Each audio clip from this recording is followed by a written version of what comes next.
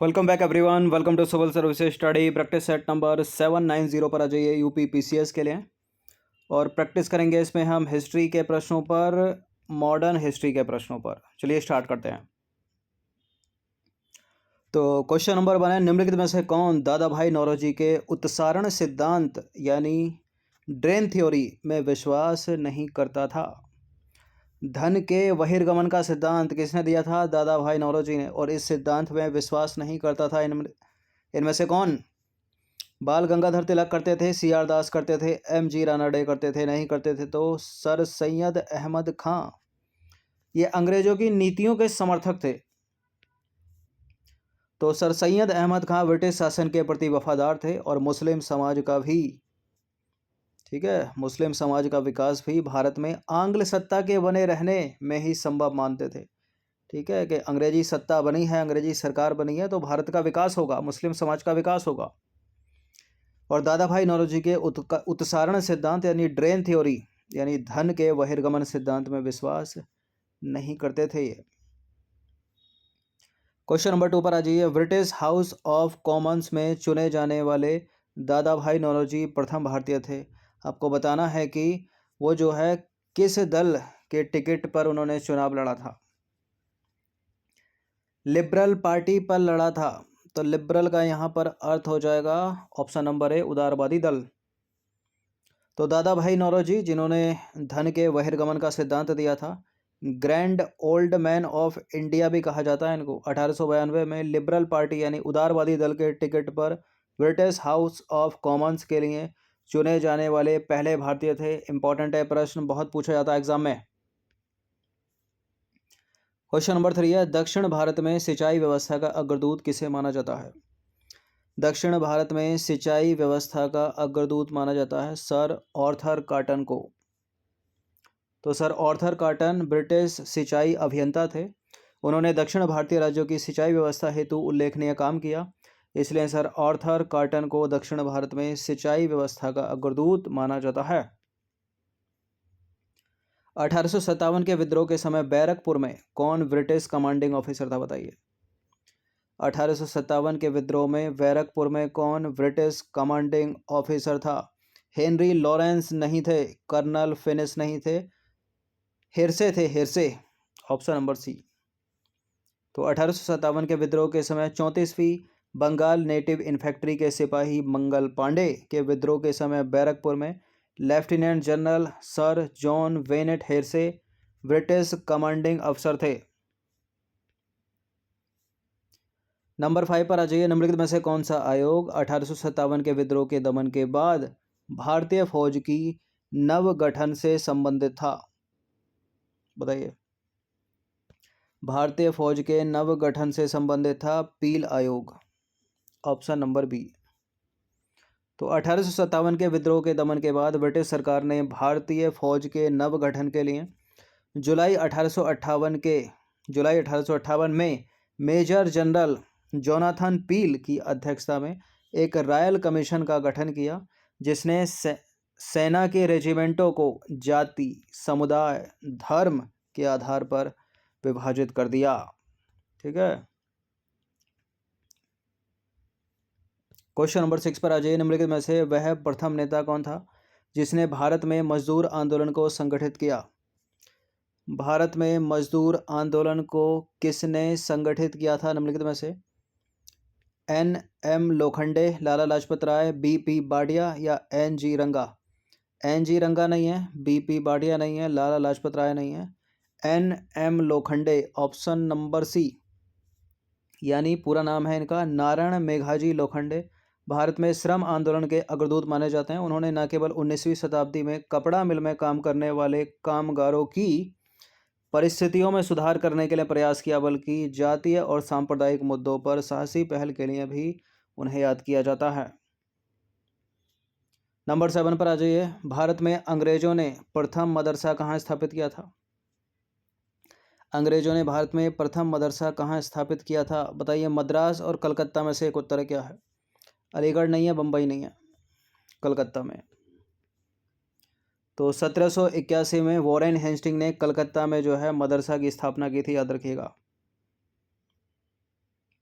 किसके सतत प्रयत्नों से बम्बई में प्रथम महिला विश्वविद्यालय की स्थापना हुई? किसके सतत प्रयत्नों से हुई थी? मुंबई तो अभी है ना, उस समय तो बम्बई था। डी के कर्वे के सतत प्रयत्नों से, ठीक है, बम्बई में महिला विश्वविद्यालय की स्थापना हुई। तो डी के कर्वे ने वर्ष 1916 में बम्बई में प्रथम महिला विश्वविद्यालय की स्थापना की और यह महाराष्ट्र के समाज सुधारक एवं सामाजिक कार्यकर्ता थे डी के कर्वे। इन्होंने विधवाओं के उत्थान के लिए विधवा विवाह प्रतिबंध निवारण मंडली की भी जो है स्थापना की थी और 1896 में पुणे में विधवा गृह की स्थापना की इन्होंने स्वयं एक ब्राह्मणी विधवा से विवाह किया था और वर्ष 1958 में इन्हें भारत रत्न पुरस्कार से सम्मानित किया गया था। बम्बई। चलिए तो क्वेश्चन नंबर 9 पर आ जाइए। डेक्कन एजुकेशन सोसाइटी के संस्थापकों में निम्नलिखित में से कौन शामिल नहीं था? Justice Ranade, B K Chiplunkar, Bal Gangadhar Tilak, M B Namjoshi.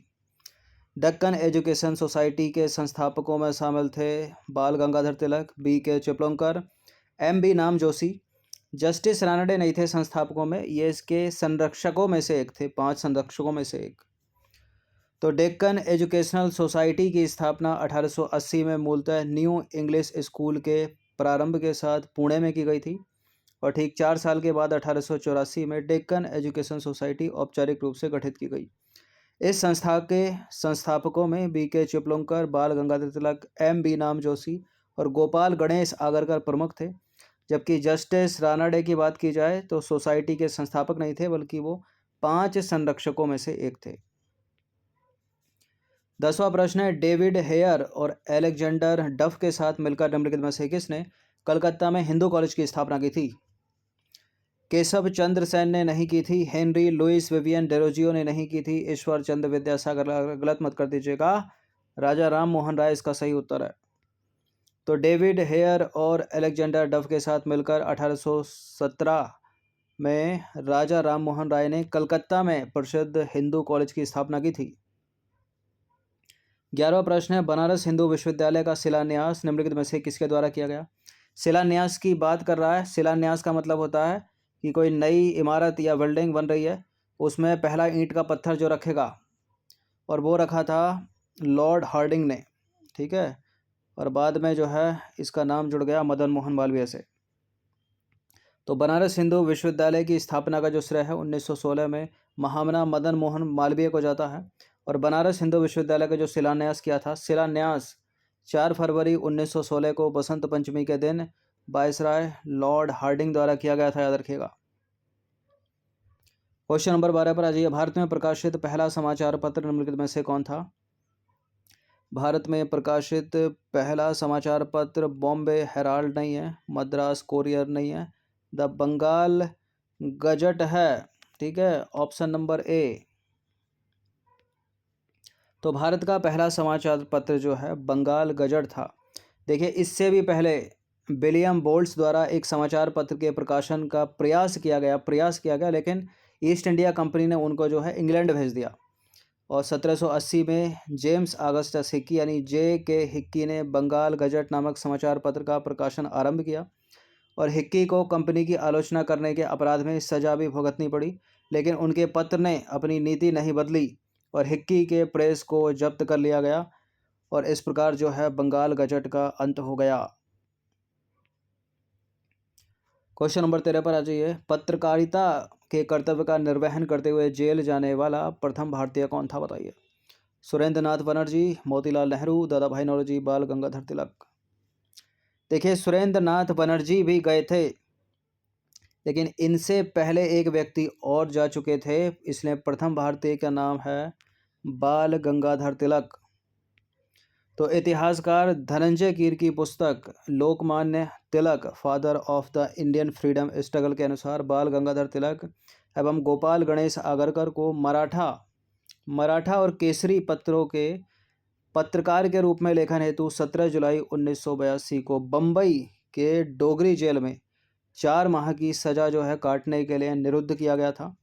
यह प्रथम अवसर था जब पत्रकार के रूप में दायित्व का निर्वहन करते हुए कोई भारतीय जेल की सज़ा काटा हो। सुरेंद्र नाथ बनर्जी का अगर बात करें तो 2 अप्रैल 1983 को द बंगाली पत्र में प्रकाशित अपने संपादकीय लेख के लिए उनको सज़ा काटनी पड़ी थी।